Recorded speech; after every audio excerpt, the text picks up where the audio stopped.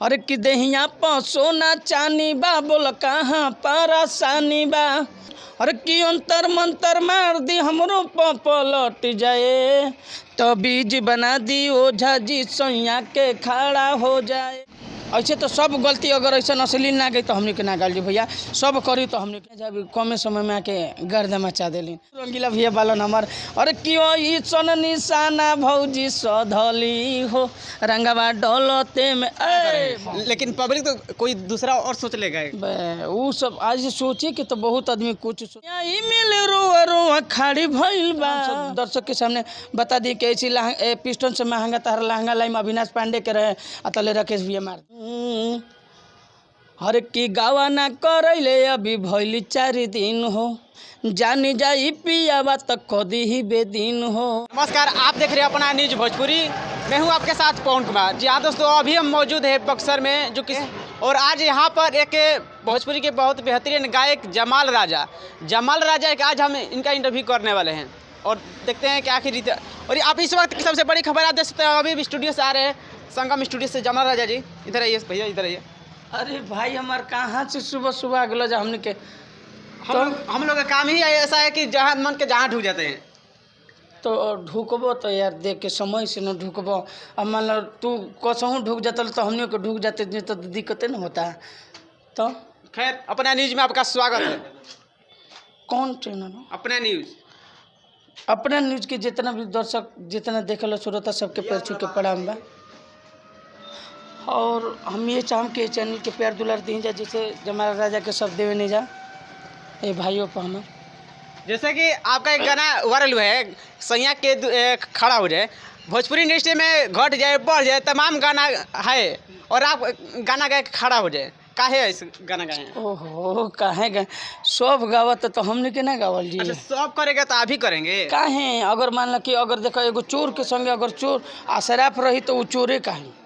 तो हमनी के मान लो कि अभी देखो बुलेट भी हमनी ले सीनियर बलन और चंदन चंचल भी सीनियर बलन, सब तमाम कलाकार सब सीनियर बा। तो हमनी के तभी जूनियर बन जा, 8-9 महीना के कलाकार बनी जा। तो हमनी के तो तनी ऊँच नीच करियो दोल जी तो कोनो दिक्कत नहीं है। तो चलिए हम दर्शकों के बीच गाना ये हो जाए। सबसे पहले लड़का के पहले एथी जैसे कि पहले मुखड़ा लड़का के लाइन रहे अरे कि देहिया प सोना चानी बा बोल कहाँ परेशानी बा। तो फिर ओकर बाद अंजलि आर्या और हमारा साथे में वो गले रही अरे कि अंतर मंतर मार दी हमरो पलट जाए तो बीज बना दी ओझा जी सैया के खड़ा हो जाए। ये गाना हमने के रहे। अच्छा, ये अपने गाय है कि सैया के खड़ा हो जाए। भोजपुरी इंडस्ट्री में आजकल 2-4 दिन से देख रहे पेपर में भी आउट रहे कि इस पर अश्लील जाति सूचक पर वो पेपर से नहीं मतलब अभी यही जब सीसी कैमरा लागल बा अगर चोर चाहिए तो कसू चोरा ली उसे नहीं मतलब। अगर कलाकार अगर सीनियर जब बंद करे स्टार्ट कर दिया ना अच्छा गावे तो हमने के तो जरूर करे लगल जी। हमारा से जे बड़ बा कलाकार पहले उनकर से बंद कराई जरूर सब और बाद हमारा कहीं आई जाए। एक हती कि जब वो आगे चालू कर दी जब बंद करे तो हमने के पीछे से। एक हती कि आज से 8-9 महीना पहले हमने के गावत जा, आज हमने के 3-4 लाख रुपया बर्बाद हो गई 8 महीना में। तो हमने के कब अच्छा गाना गाओ जी, अच्छा गाना गाओ तो जब 500 व्यूज मिलता। आज एगो गाना खाली हम कहनी कि तनी सही से खाले कर देनी तो लो मैं मीडिया में दर्शक हमारो कह मतलब जैसे कि प्यार दुलार देवे लगल। तो वैसे ही बा भाई हमार अच्छा गाना के कोनो रिस्पॉन्स नहीं के यही से एगो गा दिल में 1 मिलियन चल गई बा। अच्छा हाँ, कहीं आपको ये नहीं लगता है कि भोजपुरी इंडस्ट्री में आजकल में सिंगर कह रहे हैं कि अब जो हुआ जो सु हुआ पहले भोजपुरी इंडस्ट्री में अब ऐसा अश्लील और जाति सूचक गाना नहीं गाना चाहिए, नहीं तो इस पे आरोप लगेगा। आरोप लगी वो हमारे कहना कि अकेले जमल के ना फांसी लगी सब कर ना लगी आगे से सब बंद करो हमने के बंद कर दें जा सब हमारा अच्छा गाना। अभी तो लाइव हमारा गाना बड़ा अच्छा अच्छा होता है तो गायब ना नहीं तो आजकल जनता वाला सिस्टम दूसर हो जाता है। सड़ देने एगो मुखड़ा बतेल तले अंतरा रेडी सर तैयार करके मार देते जा। और ऐसे तो सब गलती अगर ऐसा अश्लील ना गई तो हमने के ना गाल जी भैया सब करी तो हमने के करल जी। आज देखो कि अगर मान हई रास्ता में अगर आगे खाई बा अगर वो रास्ता में अगर कोई गाड़ी वाला अगर जाई तो गिरी तो पीछे लोग गाड़ी वाला जाई, अगर उन्हें कोई बंद कर दी तो उन्हें सब बंद कर दी। तो अगर दूसरा ना गई हमने के ना गावल जी। अभी तानिया झा सब ये सब गईते बन हम कोई के तो नाम नहीं खेलो तो मगर सब तो गईते ना बा भाई। अब तानिया झा के उदाहरण ले रहे हैं। वो तानिया जाके ना तो वो तो मान लो कि सब गइते न बा। आज तानिया जा भी कमे समय में आके गर्दा मचा देलिन। यहाँ पहले पहले आके पड़ल बन तो कहाँ गर्दा मचता वही पर न कि नाम धो के गावसन खै करावासन।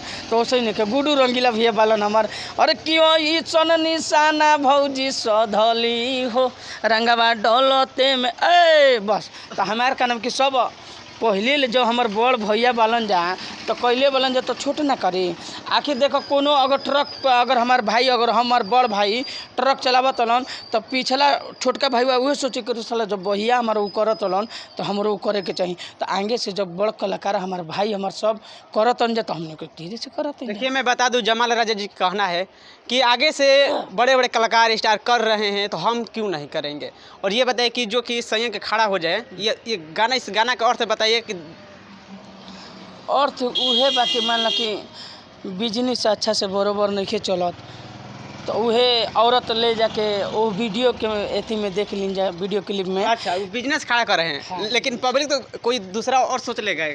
वो सब आज सोचे कि तो बहुत आदमी कुछ सोचल अरे कि तू जैबू खिल तहर जवानी जाई खिल एक बेरी तनिया जमाल जिसे मिल। तो आदमी जान तो का सोची कि बुझाता कुछ करी वो बात नहीं खे एगो इंटरटेनमेंट खातिर गावत जा।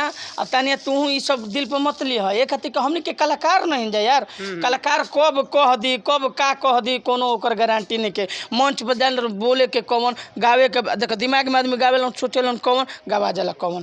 तो असही बा भैया और एक के एती नेगेटिव में मत ली जा पॉजिटिव में ले जा और हमने के गलत ना कर जा वो गलत हमने के गवे ना कर जा वो हर चीज़ के मतलब अर्थ होला। अभी एगो होली में गाना हमारे बा और भोजपुरी इंडस्ट्री में अश्लीलता को बंद करना चाहिए कि नहीं करना चाहिए। हाँ काहे सब आगे लोग करे हमने भी करल। अब देखें कि अभी जो भी आप गाना गाए हैं सब तो अश्लीलता ही है। अश्लीलता बहुत हमारे गाना ऊपर जाइन जा जे यार भोजपुरी चैनल बा हमार ऊपर जाइन जा अच्छा गाना बा आ हम शिवानिक बा।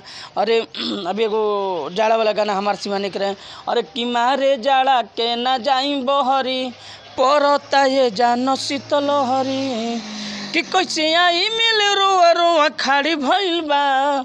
तो शिवानी सिंह कहल अरे कि गाछी में गर्मी के जो गाड़ी भइल बा बिना जनुआ जवनिया का बाड़ी भइल बा। अच्छा गाना बा बहुत सॉन्ग बा मगर हैला मजबूरन गावे के पड़ल सब कहता 2 इंच बढ़ जाता हमो कने के खड़ा कर देते नहीं ये बा और कुछ बात नहीं है। और ये बताइए कि अभी स्टूडियो से आप आ रहे थे कौन सा गाना का रिकॉर्डिंग हो रहा है। ये बताइए ना कैसे बता दें इतना तमाम दर्शक के सामने बता दी कि ऐसी पिस्टन से महंगा तार लहंगा लाइन अविनाश पांडे के रहे अतले राकेश भैया मार दिल तो वैसे ना ये काहे के अपन गाना बताई। और आप देख सकते हैं कि अभी गर्दन में लॉकेट लड़का जमाल राजा यहाँ पर लिखा है इसका पीछे क्या रहा है। नाम जमाले राजा तो हमें पर कमाल राजा लिखा दी। अच्छा अच्छा चंदन चंचल ना लिखवा दिए पर जो नाम बतौने न रही ये बात बा और कुछ बात नहीं है। चलिए आप हमारे चैनल में जाते जाते दर्शकों के लिए कैसा गाना गाइए ताकि दर्शक जाने कि वही है जमाल राजा जो पहले गाना गाते आज भी गाना गा रहे हैं। अभी तो गाना वही सब चलता प्यार मोहब्बत वाला। एगो लड़का से बड़ी प्रेम करते रहे अपना गाँव में और लड़की के शादी हो जाता दूसरा गांव में लड़का फ़ोन लगावता कि का हो जान जब तू रहू तो बड़ा बात करते रहो अब तू तो भुला के हमारा चल गलू तो फ़ोन लड़का लगावता अपना लवर के पास। तो लड़की कहत का बिया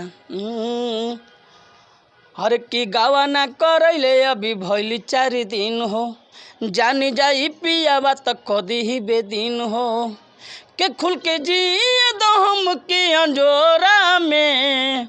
तो लड़का उन्हीं से कहता कि सुनो कि आज पियावा के कस दना बोरा में हई जमलावा के ले लो तू कोरा में हई भयवा के ले लो तू कोरा में। गाना बढ़िया अच्छा बा यार ये सब चीज़ के अर्थ होला गाना कोनो खराब ना होला। चलिए बस इस वीडियो में बस इतना ही। चलिए आप हमारे चैनल में इतना समय दी इसके लिए बहुत बहुत धन्यवाद। और भैया पर प्यार दुलर दी जा इनकर चैनल के सब्सक्राइब करी जा आ जितना इनकर पर करम जा प्यार दुलर हम लोग जय हो अपना न्यूज और सबके पैर छू के प्रणाम करते हैं।